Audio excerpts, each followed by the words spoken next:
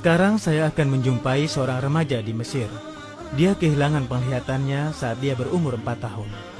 Setelah itu, sesuai arahan orang tuanya, dia memilih menghafalkan Al-Quran hingga dia bisa menghatamkannya.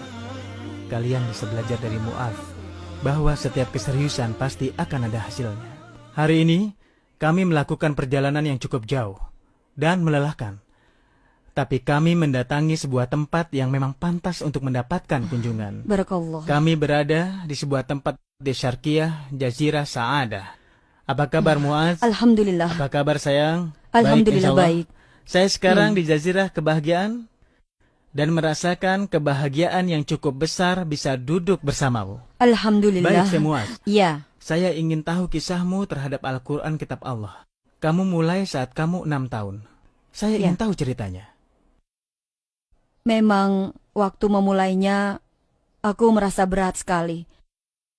Tapi aku tahu bahwa di akhir akan menjadi sebuah kebahagiaan bagi seorang manusia.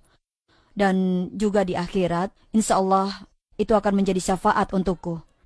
Untungnya ayah dan ibuku selalu sabar. Aku pun berusaha bisa melakukannya dan menanggung semua kesulitan. Aku tidak pernah meremehkan walaupun aku sedang sakit.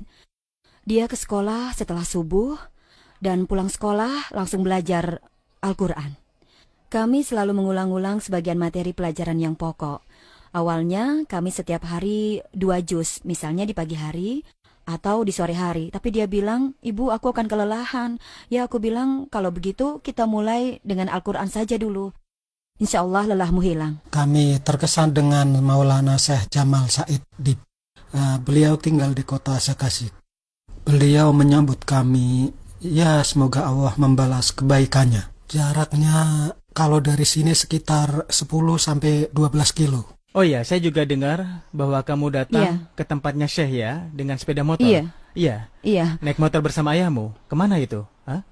Iya, kami menuju sebuah tempat di kota Zakazik. Iya.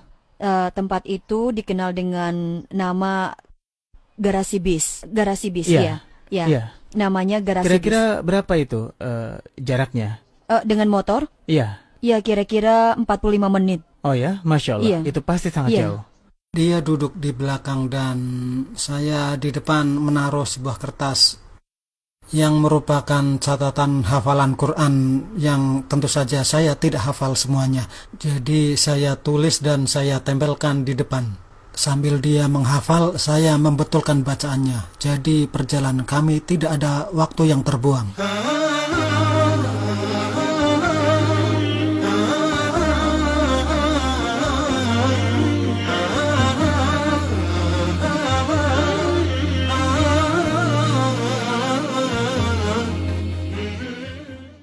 Syekh meminta kami untuk mengulang hafalan. Apabila Mu'adz salah dalam tajwid atau harokat, beliau meminta Mu'adz datang lagi. Benarkah Syekh Mu'adz bahwa kamu harus datang ke Syekh pada bagian yang harus dimurajaah, 1 juz misalnya? Oh, iya.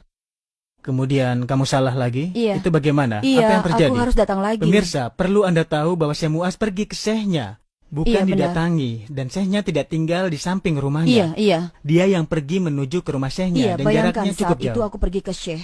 Begitu? Di separuh Al-Quran yang pertama, coba tebak berapa lama aku lakukan? Berapa lama? 3 hari. 3 hari seminggu? Iya, 3 hari saja seminggu. Oh ya. Aku mencari waktu senggang beliau. Bahkan awalnya hanya 2 hari saja. 2 hari. Iya, 2 hari saja.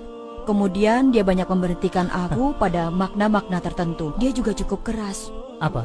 Kadang-kadang aku hanya diberi 1 ayat saja. Bayangkan, 1 ayat saja.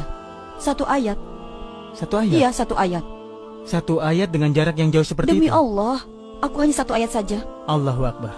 Kadang-kadang aku tidak punya kesempatan bermain. Iya. Tapi saya dengar kamu ini sedikit ajaib. Iya kan? Alhamdulillah, Allah telah memberikan nikmat Iya. ini. Iya, termasuk penglihatan ini. Aku selalu bersyukur kepada Allah. Dalam sholat aku berdoa kepada Allah untuk tidak mengembalikan penglihatanku. Kamu berdoa seperti itu?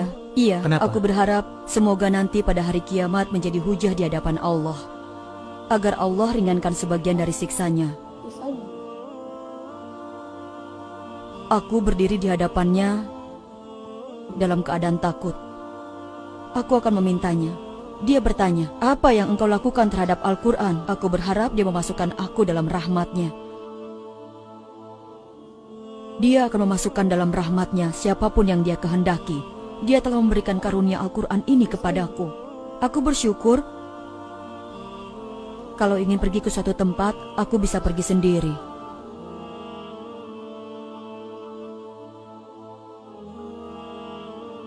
Di saat-saat seperti itu, saya teringat kondisi kebanyakan kaum muslimin yang tidak perhatian dan malas dalam menghafalkan Al-Quran. Ya Allah, alasan apa yang akan mereka berikan di hadapan-Mu, ya Allah? Alhamdulillah atas segala keadaan yang ada. Masya Allah, Muaz, saya tahu kamu menyimpan nasihat dari Ibnu Qayyim. Iya, Apa Ibnu nasihat Qayyim itu? rahimahullah berkata, tidaklah Allah menutup satu pintu untuk hambanya, kecuali dia akan Iya. bukakan untuknya 2 pintu kerahmatan. Kamu tidak marah ketika kamu tidak bisa main tidak dengan sama teman-teman sekali. kamu? Dulu, waktu aku masih kecil, Oh, jadi sekarang tidak aku lagi? marah karena mereka. Tapi sekarang, alhamdulillah, Iya. aku tidak pernah marah lagi. Karena ini adalah takdir dan ketentuan dari Allah. Iya.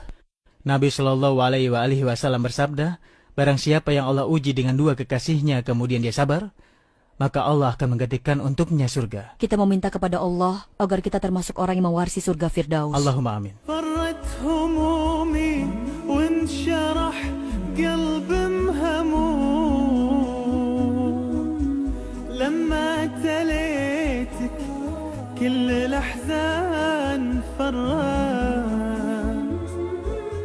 يا محكم القرآن يا مسكن ختوم أنفاسي من دونك أبد ما استقرت